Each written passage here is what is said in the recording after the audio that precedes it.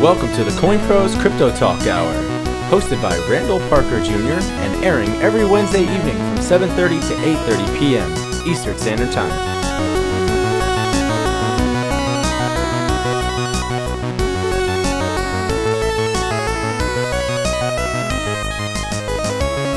Bringing you up-to-date news, prices, coin information, interviews, contests, giveaways, and much more.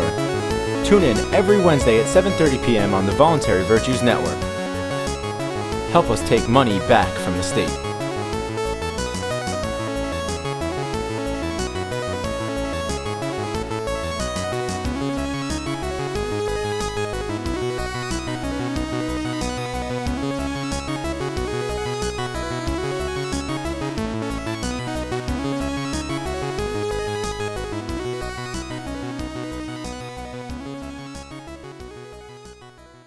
Okay, everybody, welcome to the CoinProz Crypto Talk Hour, airing every Wednesday at 7:30 to 8:30 p.m. Eastern Time on the Voluntary Virtues Network. Today is June 4th, 2014, and you are listening to episode 1 of the CoinProz Crypto Talk Hour. Okay, I'm your host, Randall Parker Jr. Today's episode 1, is entitled Bitcoin, the Voluntary Currency. In this episode, we're going to discuss the role of money throughout history and how we may view cryptocurrency as completely revolutionary in light of every other currency to come before it. What makes cryptocurrency unique? What makes it an apt topic for a show on a network devoted entirely to voluntarism? We will cover all these topics, and towards the end of the show, we will cover some current news and happenings in the crypto world, as well as a highlight of a really impactful speech given by Patrick Byrne recently, the CEO of Overstock.com. On Friday, May 16th, Mr. Byrne highlighted his thoughts on cryptocurrency and how it relates to questions of human freedom. And we're going to talk a little bit about what he had to say at that keynote address. Also, stick around at the end of the show. We'll cover some vocab words out of the CoinProz Crypto Dictionary. Stay tuned. All right, everybody, at the top of the show, I want to take a minute to cover some basic setup stuff. This is actually, in fact, the first episode of the CoinProz Crypto Talk Hour. So let's set up the show. Who am I? Well, my name is Randall Parker Jr. You might hear me referred to around the web as Randy or RJ Parker. Those are pretty much the only names you can find me out there by that I'm going to admit to at this point in time. No, just kidding. I am an entrepreneur. I set up a internet marketing company in 2012 called Future Media Management. We've worked with artists, we've worked with internet startups, we designed marketing campaigns from social media to web development, solutions, whatever we can do to utilize modern infrastructure on the web to market clients. So we've been doing a little bit of that. I got a background in sales. I've sold cars. I was in the automotive business for about 5 years, and I dabble in that from time to time. But right now I'm pursuing my passion as a media personality. I want to try to reach out to some people and open some eyeballs about Bitcoin and tie the link. I don't know that it's actually as clear to some as it is to me that Bitcoin is centered around freedom and liberty. So this show is going to drive that point home, which leads to our next topic in the intro here in this part. I want to set up the show, myself, and the network, and as well as talk a little bit about our sponsor. The show is called the CoinProz Crypto Talk Hour. I think we've said that a couple times. But it's going to be aired every Wednesday live from 7:30 to 8:30 p.m. I said it's going to be aired live. That's sort of a technical statement I have to qualify because we may pre-record. In this case, the episode is pre-recorded only a day or so before, but it allows us to do a little bit more technical stuff and be a little bit more efficient for you guys, hopefully content-wise, get more to you. And this is going to be going out every Wednesday, just to reiterate that point, 7:30 to 8:30 p.m. on the Voluntary Virtues Network, which is the brainchild of Mike Shanklin. You can find us on YouTube /Voluntary Virtues. We have over 40 or 50 show hosts, I think, at this point in time, and we're constantly adding new shows and constantly building our audience. So this is a pretty exciting moment for us individually and also for us as a team for the network. The show itself, the CoinProz Crypto Talk Hour, you've heard the name CoinProz like 7 times already, is sponsored. We are very, very thankful to have a sponsor and thankful to have such an excellent sponsor. CoinProz is a name you guys certainly probably not heard of yet as of this airing, as the brand has yet to really strike a root in the soil of the Bitcoin community. We are, I say we because, full disclosure, I am going to be part of that project as well, not just as a show host whose show is sponsored by CoinProz.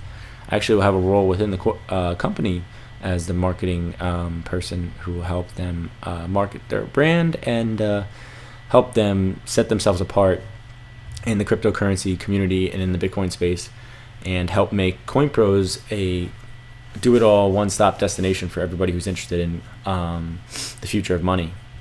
So we're going to get into the future of money today on today's episode. We're going to get into what makes Bitcoin a voluntary currency.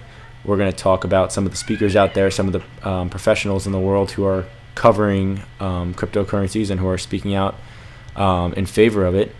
And we will get to some other interesting topics today on the show as we go on.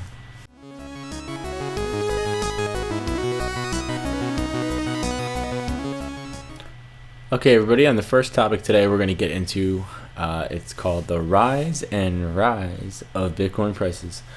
If anybody's been paying attention to Bitcoin prices the past 2 or 3 weeks, we've noticed up mobility, straight up to the moon. Why is it going on? Why is it going to the moon? Why is Bitcoin so crazy? Well, we're going to get into that. So first, though, we got to recognize Bitcoin actually just cleared a 2-month high water mark when it touched the 680s starting June. So we've been into the 680s, we're kind of teasing the 700 area. But if anybody can remember, just a few weeks ago, Bitcoin was under 500 in the 450s, 430s, 460s.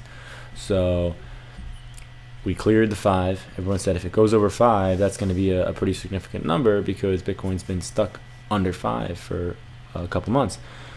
So once it hit 5, it was quick from 5 to 6. And now it's teasing 7. And as Bitcoin is known to do, it's either a slow fall or a pretty rapid climb. That's been my experience with the coin, specifically Bitcoin. Not just all cryptocurrencies, but specifically Bitcoin, in my experience so far.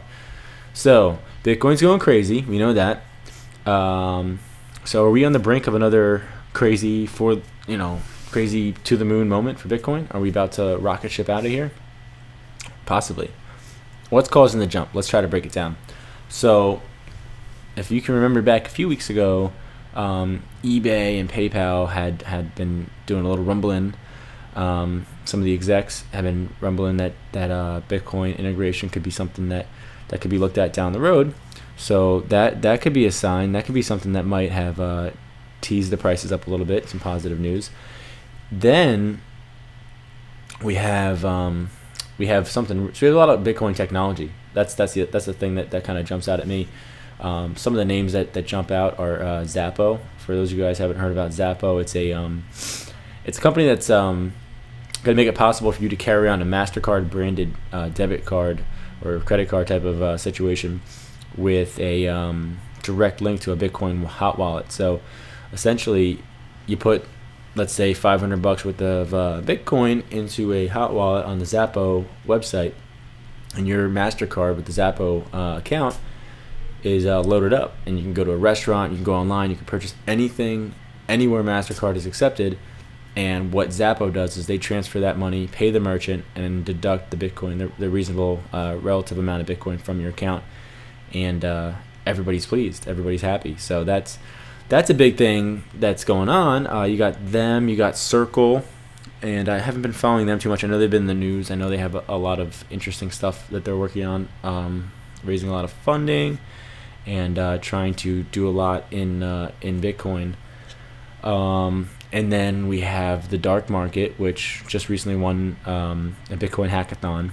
And a dark market's a solution to the Silk Road problem, where we have this decentralized currency, we have this somewhat anonymous payment method, and we have these darknet markets that are online through Tor and allow us to be cryptographically protected against any kind of third-party encumbrances, any type of prying eyes or prying hands trying to get fed, or mouths trying to get fed.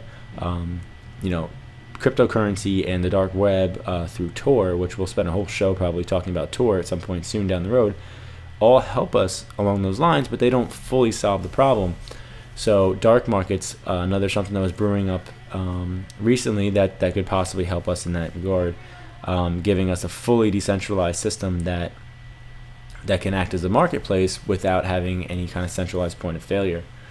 So we went over eBay, PayPal. We went over Bitcoin technology. Another topic or another cause that I can think of would be possibly the venture capital money that's spilling into Bitcoin right now. A lot of large hedge fund managers have been putting their money into Bitcoin recently, and I'm not going to name names right now. I don't have them off the top of my head, but that's an aspect. And then just yesterday, at the time of airing, but Monday night, today is airing live on Wednesday, but Monday night the news dropped late Monday night that Apple is now changing gears on Bitcoin and possibly allowing apps to integrate Bitcoin and cryptocurrency payment options and payment gateways and wallets and such, all in the third-party apps, provided they don't in any way infringe on local or federal or state laws. Yeah, Apple's playing it safe, but at least they're not playing it too safe. At least they're not being as pig-headed and closed-minded as they were in the first place. So that's a plus. I guess we could be happy about that. I wouldn't say thankful, but we could be happy about that. The Apple's taking a little bit better stance on Bitcoin. But if anybody has an idea as to why we're facing a bull market right now in Bitcoin, why we're seeing this incredible rally, I'd really be interested in hearing your thoughts. You could tweet your theory with the hashtag Bitcoin Boom Explained. So that's hashtag Bitcoin Boom Explained. And if it makes enough sense, we'll share your to the moon theory on our next week's show. We're also receiving tweets at CoinProz Team on Twitter, at CoinProz Team. That's going to be the same Twitter account where you can find out everything about what's going on behind the scenes at CoinPro, what kind of product announcements, giveaways, news reports, community information, site information, and more, all coming out of the big project that's going off and launching soon through CoinProz. All right, stay tuned, and we're going to get into the next segment on the show. Don't go anywhere.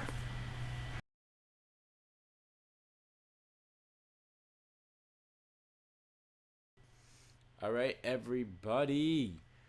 In the second segment of the show today, on June 4th, on the Voluntary Virtues Network, this is the CoinProz Crypto Talk Hour. We're going to get into something we're all thinking about. What does Bitcoin have to do with cryptocurrency and voluntarism and liberty? What does all this stuff mean, and why on this channel, why on this network? I mean, I'm not going to lie. Some of you guys definitely know what the connection is. But for those of you who are filling in the gaps, or those of you who are here exploring voluntarism or exploring something like liberty for the first time, here's the answer to that question. Why voluntarism and Bitcoin together? Well, Bitcoin is the voluntary currency, and hence the title of the episode. Bitcoin is the one currency that actually is completely free of force and aggression. I'm going to go over some of the history of currency and money, and then we're going to get into how Bitcoin's different, how Bitcoin really does shape the groundwork and change the playing field a little bit for how we view money in society. So what is money? What makes money? So I cheated a little bit. Not cheated. This is actually called research, but I did a little bit of research by watching a documentary, which I've seen before, which I enjoyed. It is called The Ascent of Money, and you can find it on PBS or on YouTube. If you search PBS, I'll put it in the show notes probably, if I remember to. PBS, The Ascent of Money. I learned all this from there, so you can go there, and if it's not true, yell at them. Okay, good. So what makes money? According to the documentary and according to what I've heard elsewhere, money has to do a few things. One, it has to be a store of value.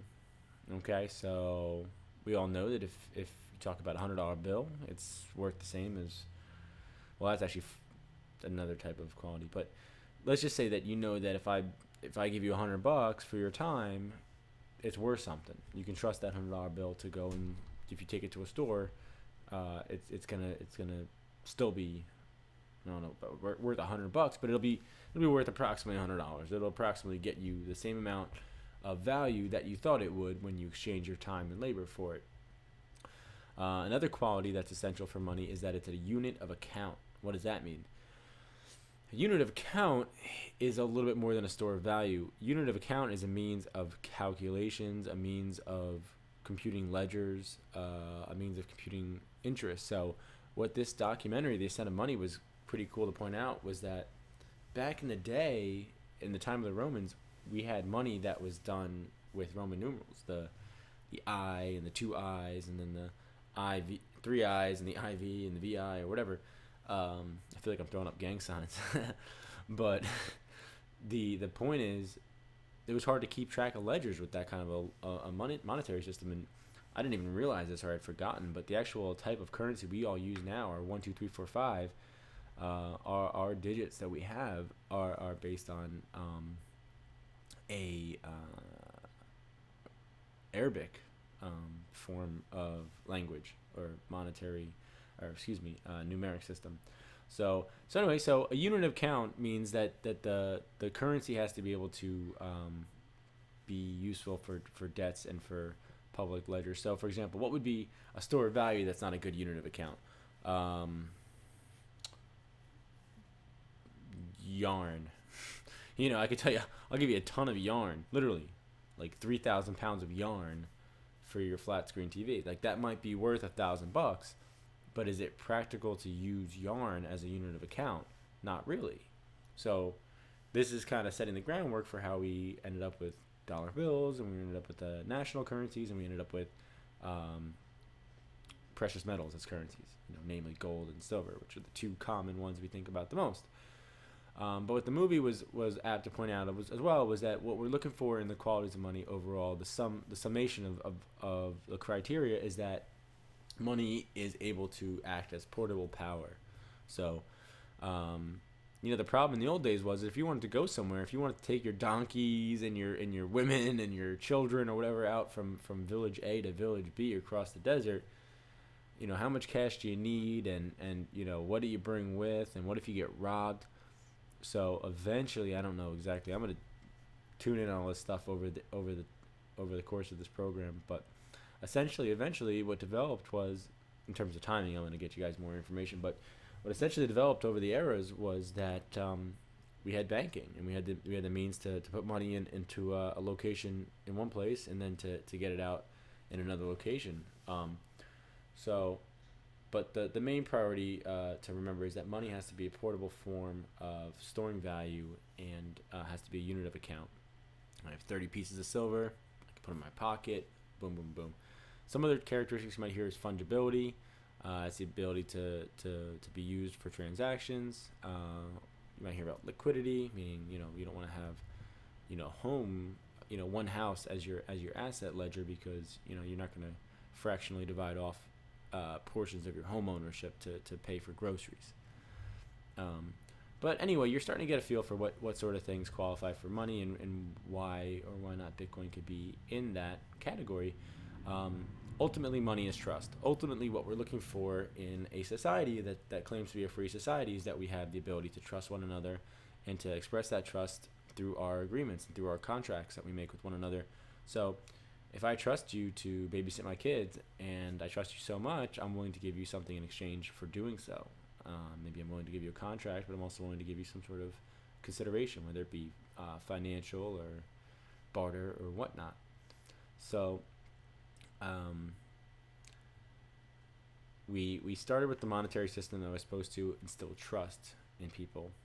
That if I lend you this bread that I baked, and you tell me you're going to give me 500 pieces or 500 acres of your wheat crop that comes up in the spring, we need some sort of means to establish that, whether it be a barter, whether it be a contract, or something else. So hence the precedent for money. 2 billion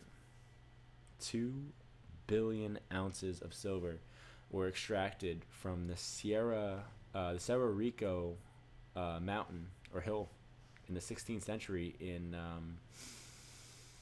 South America.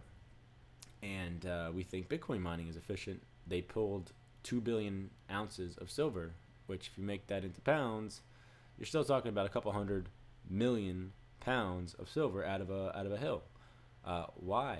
Because we need a stored value. Because we need a means of keeping ledgers. Because we need a means of determining who has what asset and what assets are worth. Why gold? Why silver? Because they're scarce. Because there's a finite supply. So, interestingly enough, these miners pull out the 2 billion ounces of silver over the course of, I think this is the 1800s or 1800s in Spain. And did I say South America? I believe it was in Spain. I'm sorry. My notes are a little shoddy, but you're getting the main point of it.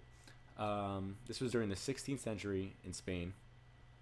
And sadly, a large portion of the people who worked in those mines did not make it out. They did not. They were not able to survive the ordeal. So it does go to show that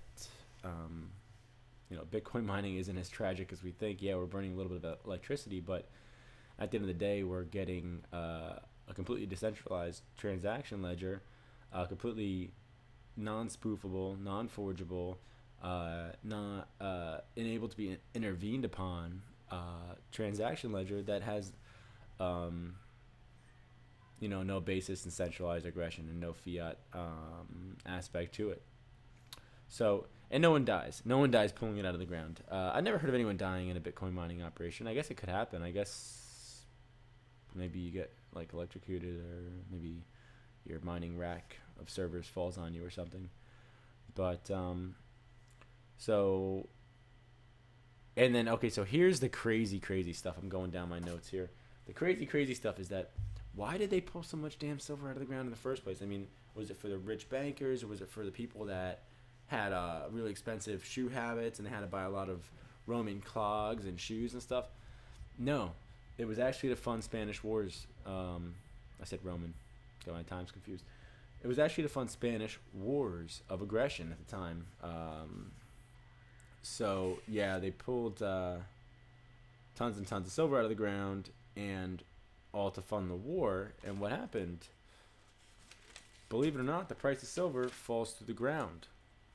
I mean, that's not a big shock to me, but at the end of the day, you print a lot of money, you get a drop in the value of the printed money, whether it's the dollar, or whether it's the yen, or whether it's the euro.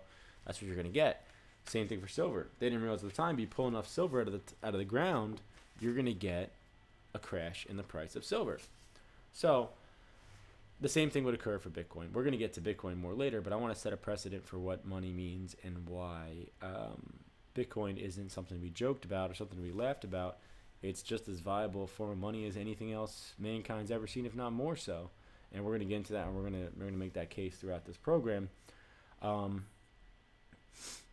Let's talk about the Medicis. This is an interesting story. Back in back in medieval Italy, there were a lot of banking families. Once the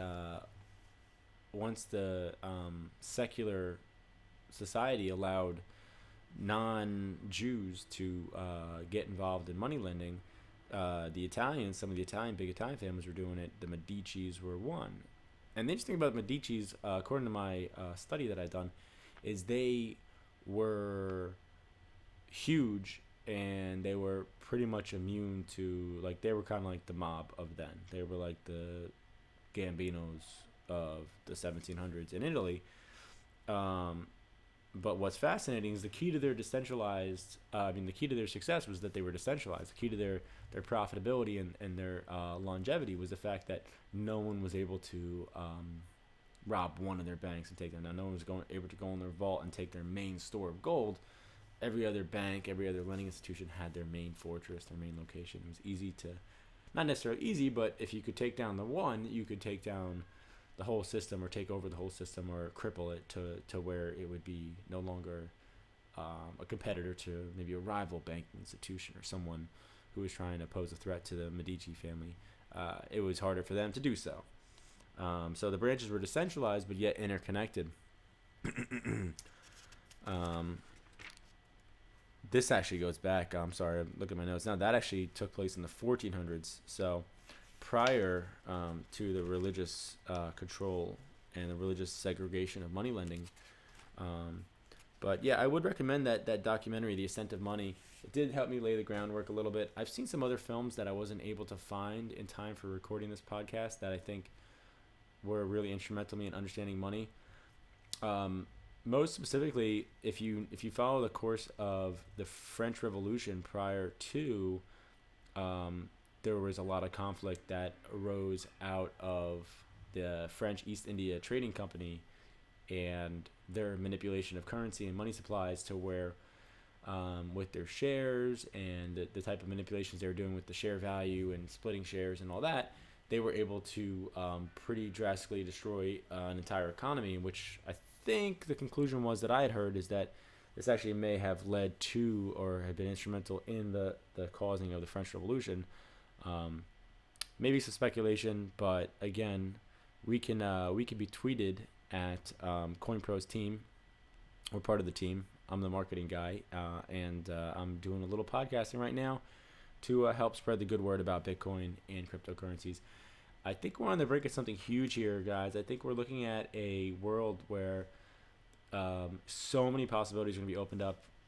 When you talk about microtransactions, when you talk about, being able to order something where, maybe a drone will be delivering it to you, and it increasingly takes more Bitcoin, or you increasingly agree to send more Bitcoin to it as it arrives, or you talk about decentralized third-party mesh networks based around cryptography or a blockchain type network.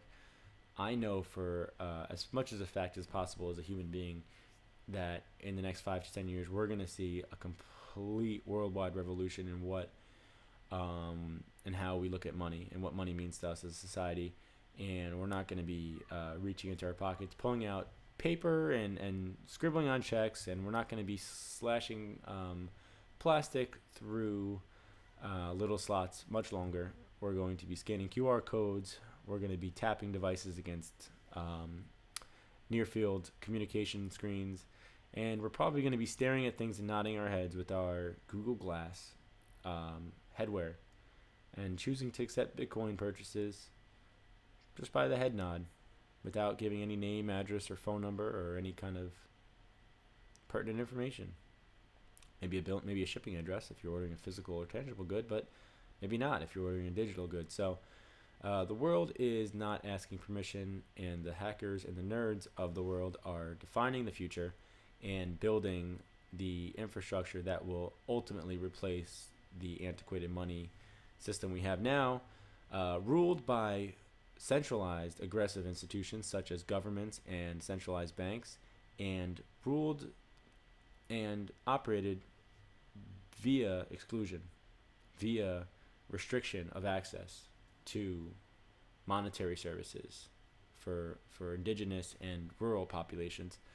Bitcoin and cryptocurrencies are going to tear that wall down and truly offer the first decentralized currency to the world, the first voluntary currency to the world, the first currency that doesn't require you to prove your allegiance to a state by offering a state identification number, the first currency that doesn't require you to hold a bill that carries insignia and propaganda for a state apparatus, the first currency that allows you to utilize it and build upon it in the way that you see fit, based on an open protocol that anybody can change, anybody can review, and anybody can vet or raise a concern with at any time. The dollar, the credit card companies, the banking companies should all be shaking in their shoes right now, and if they're not, they're lying to you, because what they're facing is the same thing the printing press people have faced, and the same thing the horse and buggy manufacturers faced when the automobile came out. We're in a new dawn of a new age, and there is no turning back.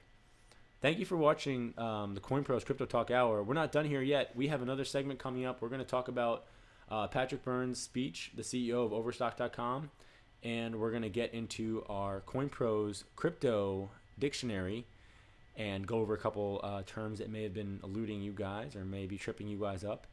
And at the end of the show, we may have a little time for something special, so stay tuned.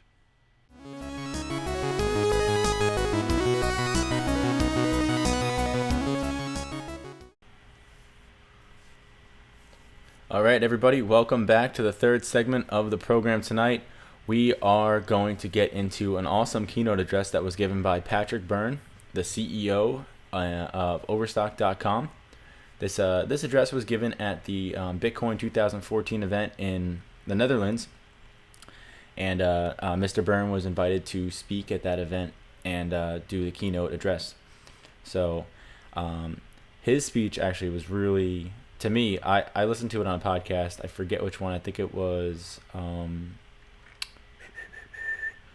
don't want to give credit to the wrong one. So let's just say it was on a podcast, and it was really awesome. And as soon as I heard it, I knew that I had to put it into my show for the week and shout out to it because, and I'll get into why. I'll get into why in a little bit, why Mr. Byrne is specifically the guy I want to shout out as well. But his speech did a lot of historical context for Bitcoin and other cryptocurrencies. So sort of like the segment of this episode that we addressed prior to this one, where we talked about historical context for money. Mr. Byrne kind of did the same sort of thing in his address at the conference in the Netherlands, insofar as he went all the way back to philosophical thinkers such as Hegel and Marx and Kant and others, and kind of gave context for fiat currency and for the need for centralized banking institutions and where that arose from.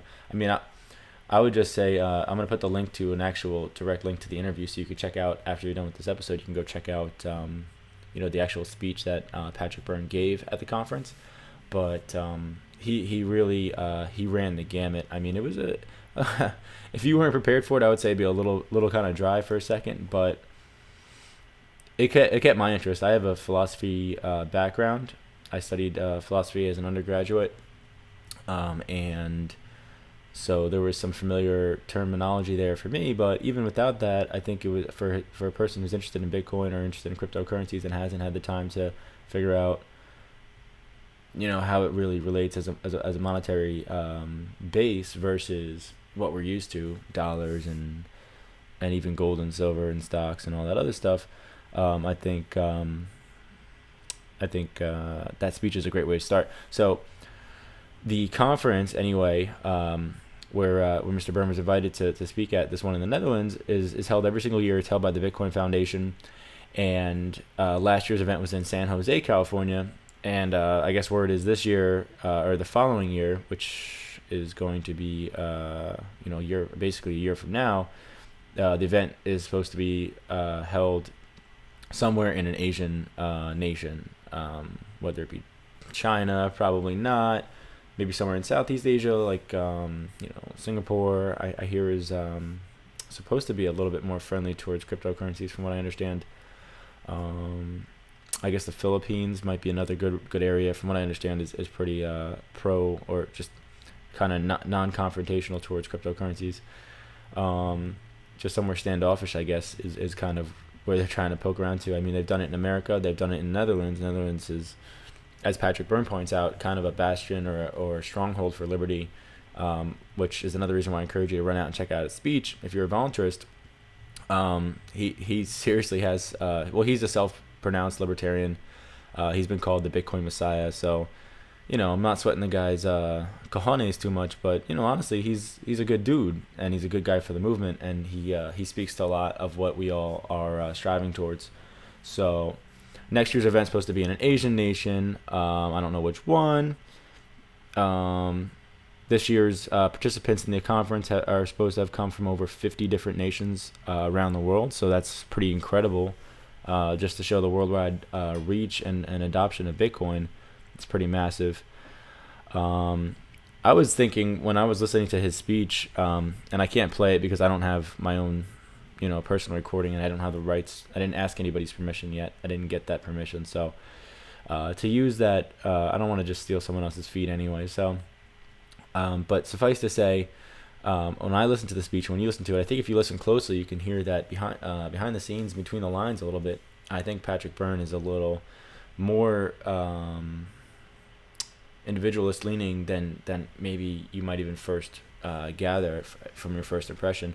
He definitely calls himself a libertarian, but nowhere in his speech, nowhere did he really kind of give any credit towards central authorities or governments and say that this is what we need in society and this is what we want to have. So, you can view the speech and or listen to it and decide for yourself and come to your own conclusions. But I think it's pretty evident that his line is drawn in the sand.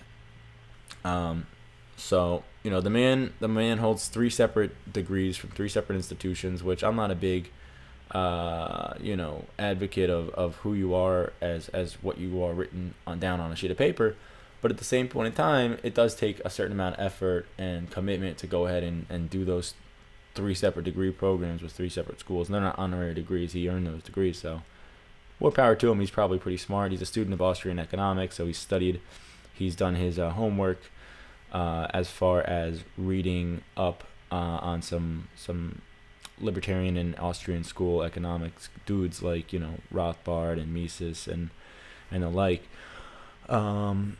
He says, I thought was fascinating. He says that 2 centralized organizations that will definitely suffer the greatest as a result of cryptocurrency revolution are the banks and the governments. He doesn't say governments. He says banks and clearinghouses. So I think he meant to say, I kind of paraphrase and say governments, but he says banks and clearinghouses. I guess it means like Visa, MasterCard, Western Union, stuff like that.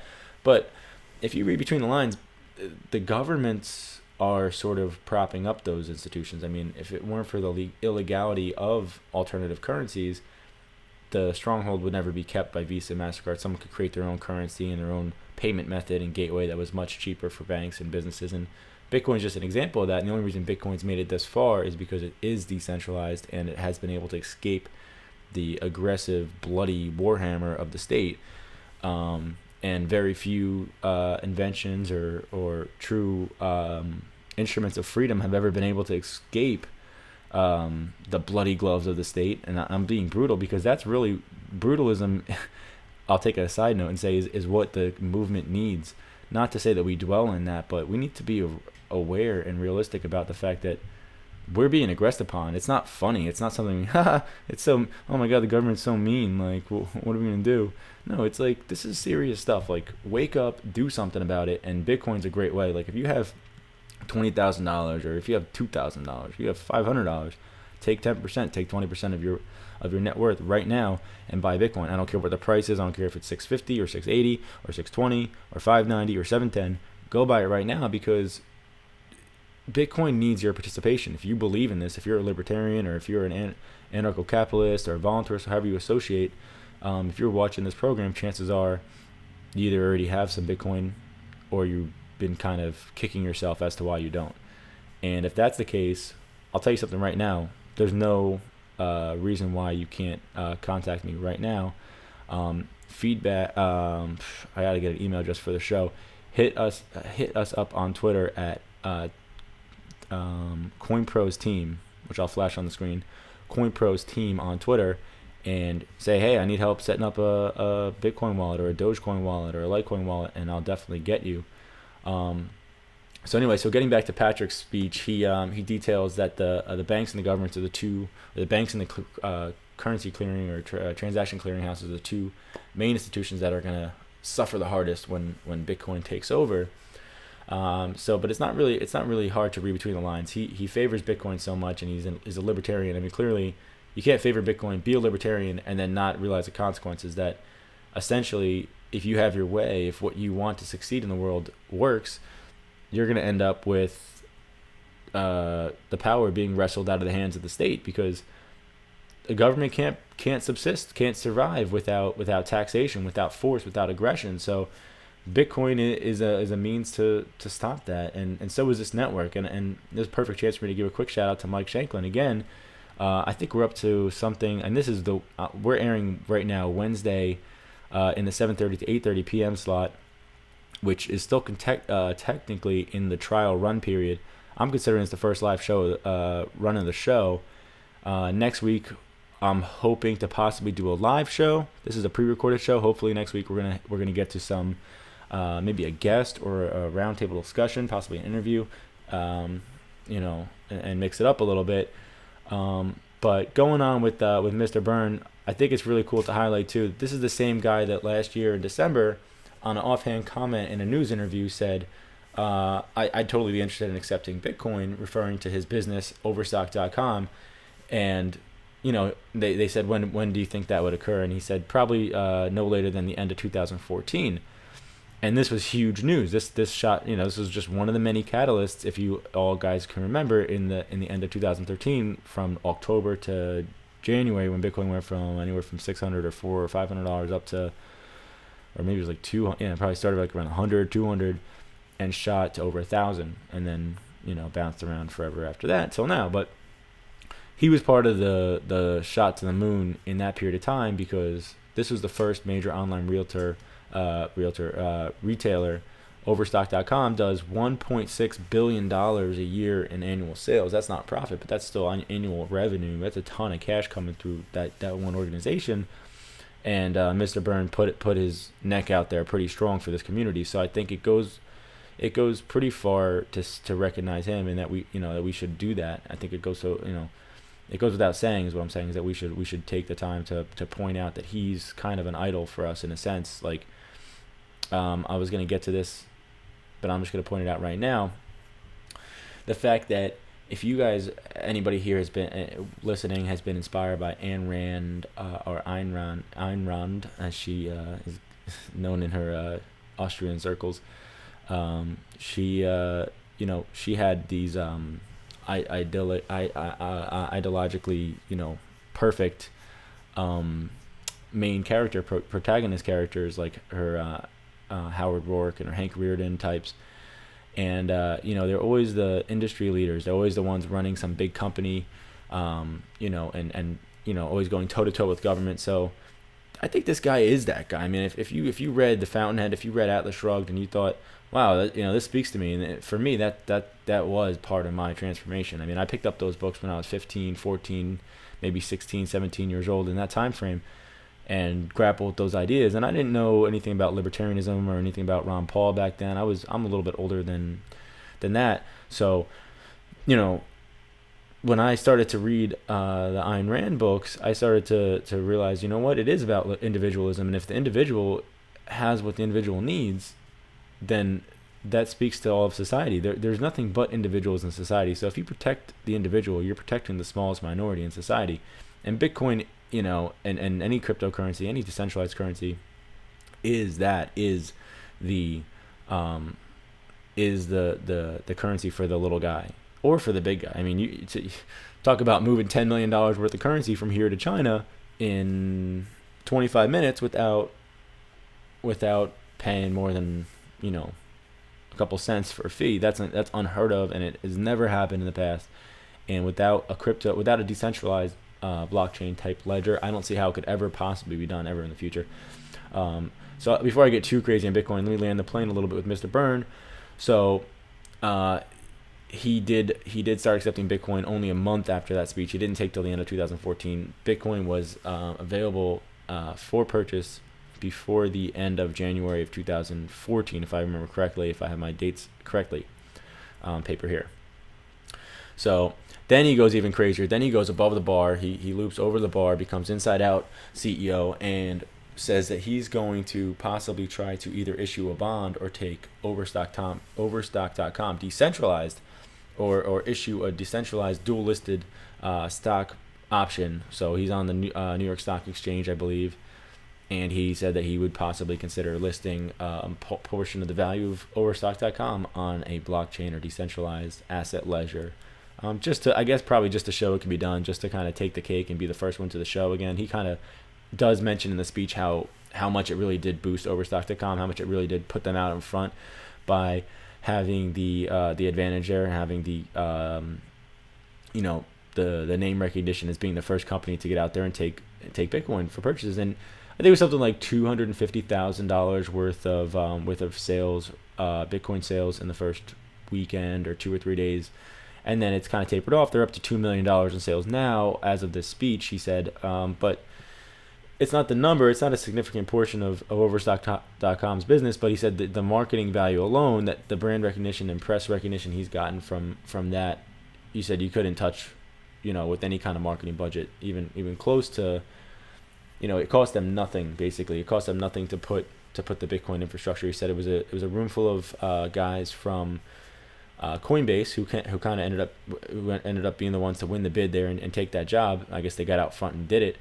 But it was a room full of hackers and developers from Coinbase, and maybe some people on the Overstock.com team putting in an extra effort and burning some candle oil, some lamp oil midnight style, and getting the code in there and getting it done. But he said it was a couple of weeks. It wasn't hard, and when you're hard to put into something, like the man decided, this is a no-brainer for our business. We want to accept this. We want to get out there and support cryptocurrency and support the Bitcoin community. Patrick Byrne did just that. So if you guys are Bitcoin people, maybe you want to make a T-shirt that says, what would Patrick Byrne do? Because he's like kind of like Roger Ver's the Bitcoin uses. He's like the Bitcoin. Patrick Byrne's like the Bitcoin like Peter Paul or something like that. I don't know. Whatever.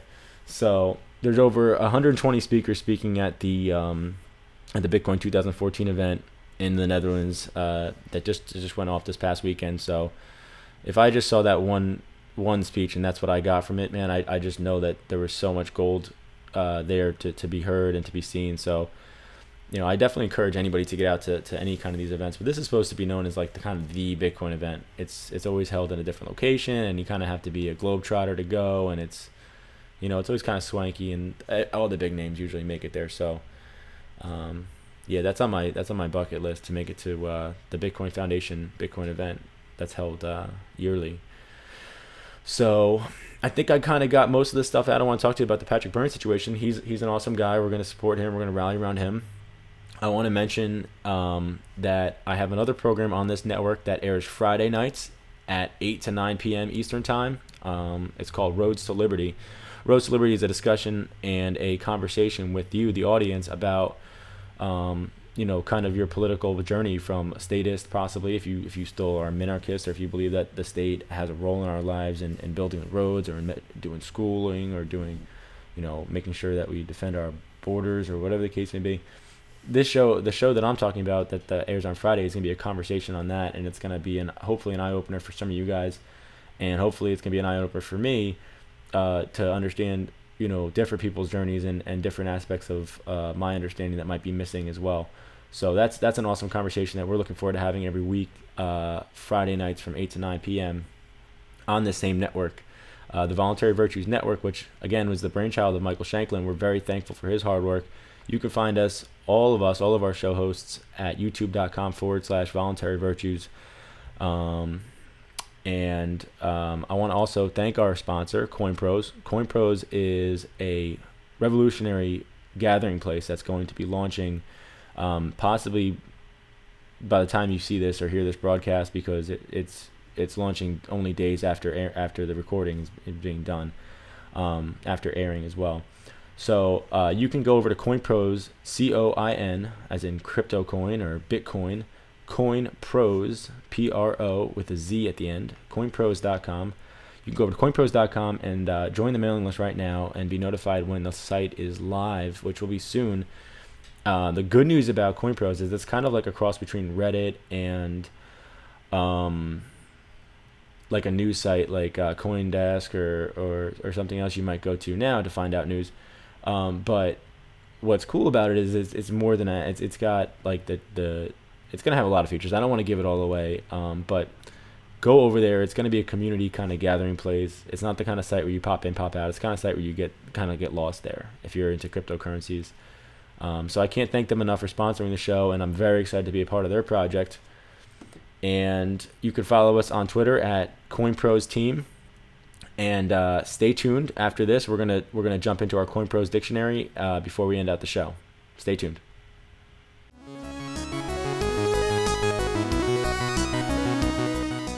All right, everybody, welcome back to the program. Today we have one more segment left in the tank for you guys. We're gonna cover some CoinProz Crypto Talk Dictionary terms for you today. We have 5 terms in the tank. First term on the list is blockchain. Blockchain. What is a blockchain? A blockchain is essentially the technology that Bitcoin and other decentralized currencies are built around. A blockchain is something that is a decentralized ledger. So picture like a accounting ledger that has your credits and debits on either side. But instead of being in one book, it's in a million books all over the world. And whenever you change something in your book, it gets sent out to all the other books. And there's a lot of rules that are involved as to whether a transaction will be pushed from one Bitcoin wallet to the next, but the blockchain is where all that information ends up. So we said a lot of terms, but the important term right now is blockchain. And with blockchain, we know that's where all of the transaction data in Bitcoin is stored, and it's decentralized. Crypto. Term number 2, crypto. What is crypto? We hear about cryptocurrencies, we hear about cryptography, we hear about all this crypto talk.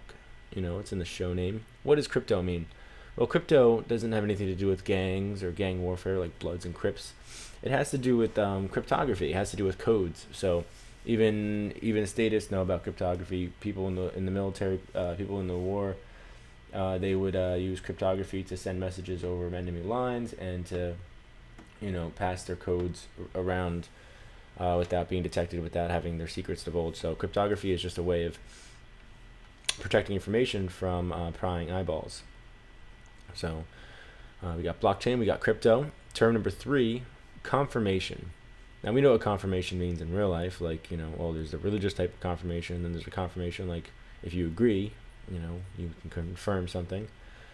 In regards to Bitcoin, we talk about confirmations. You might hear, the funds will be available in your wallet after 2 confirmations. Confirmations of what? Who has to confirm what? Who's confirming it, right?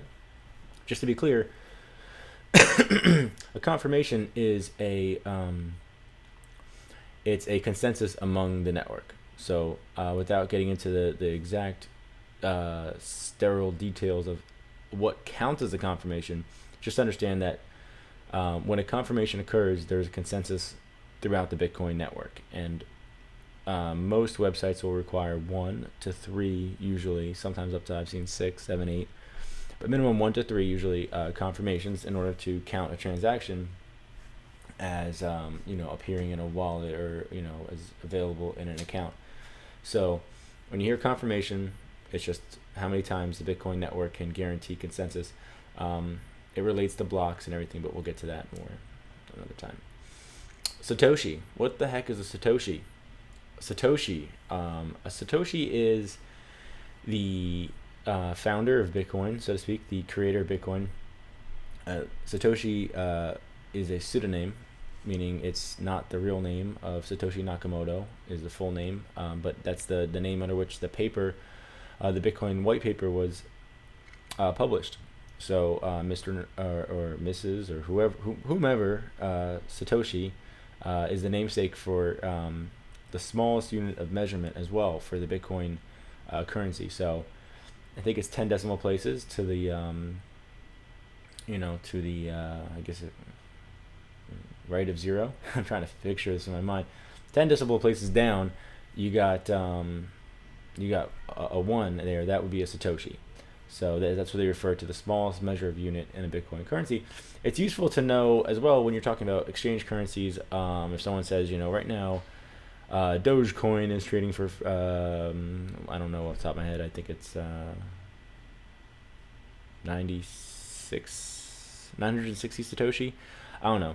You guys are going to blast me for not knowing that off the top of my head. But either which way, Satoshi is a unit of Bitcoin. It's the smallest unit as of now for the Bitcoin currency. So it can be changed eventually, but right now it's the smallest measure. 10 decimal places, I think, of smaller than one Bitcoin. Okay, and the final word we have for today is a pretty common word again that we probably all should know, the term exchange. Now we know what it means to exchange goods, we know what it means to exchange ideas, we know what the term exchange means.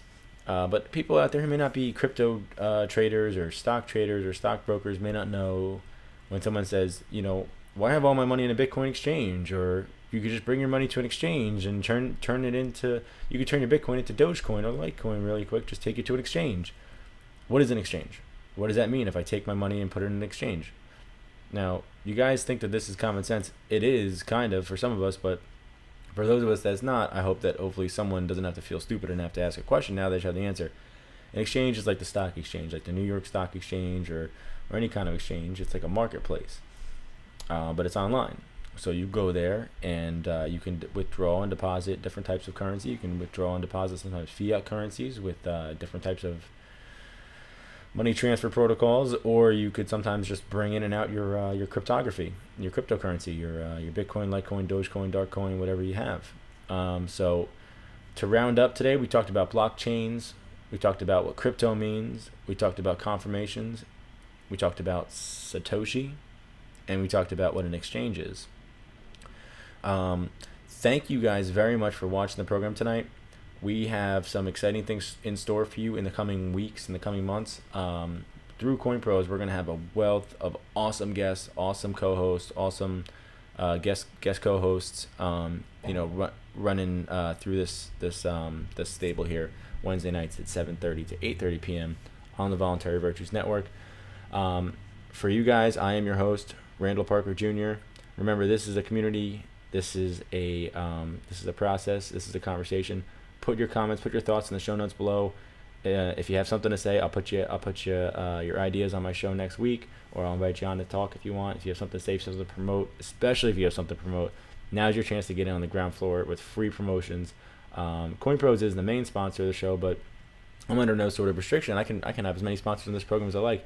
I'll tattoo your company name all over my face if you pay me enough, which you probably can't. But we'll put a logo over here in this area. We could get a logo in there somewhere for your company that pops in and out and flashes. So these are just ideas, but get active, get my comments, and we'll be waiting for you guys. Hit us on Twitter at CoinProz Team, and we will definitely chat back at you. Thank you guys for watching, and stay tuned for more awesome programming on the Voluntary Virtues Network. See you next week.